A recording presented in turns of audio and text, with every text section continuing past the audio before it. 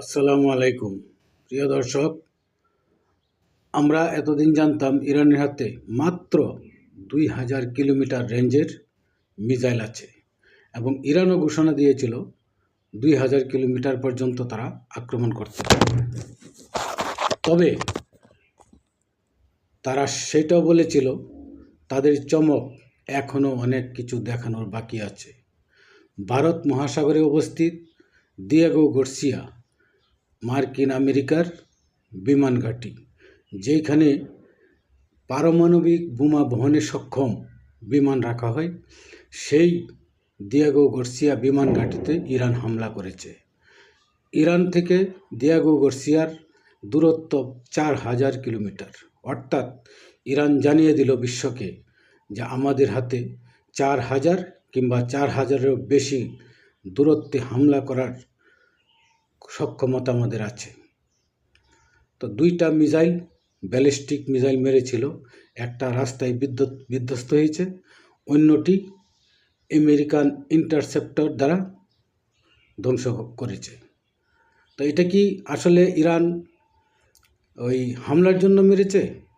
Iran বুঝতে চেয়েছে তাদের ইন্টারসেপ্টরগুলা কোথা থেকে ইন্টারসেপ্ট করে, সেটা হয়তোবা মার্ক করেছে। পরবর্তীতে ইন্টারসেপ্টরের উপরে হামলা করবে, যে হামলাগুলো করেছিল সৌদিতে, কুয়েতে, ইরাকে, ইসরায়েলে, এদের রাডার বিধ্বংস করে দিয়েছিল। সেই হামলা হয়তোবা ইরান আবারও করতে যাচ্ছে।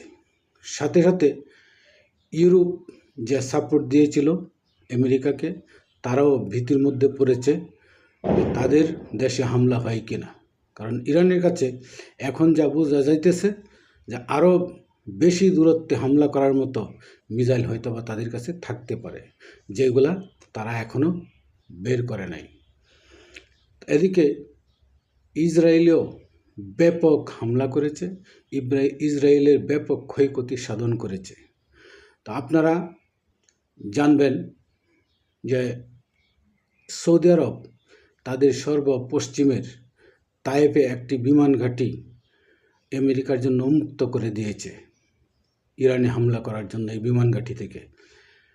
তার মানে সৌদি আরবও ইরানের সাথে যুদ্ধে জড়িয়ে যাচ্ছে। সৌদির আসল রূপ বের হচ্ছে। সৌদি এতদিন ইসরায়েলকে সমর্থন দিয়ে আসছে, ইসরায়েলকে সহযোগিতা করে আসছে, এখন প্রকাশ্যে এবং সরাসরি ইরানের সাথে যুদ্ধে জড়ানোর সম্ভাবনা রয়েছে। তা আমরা চাই ইরানের জয় হোক। আপনারা যদি চান কমেন্টে জানাতে পারেন।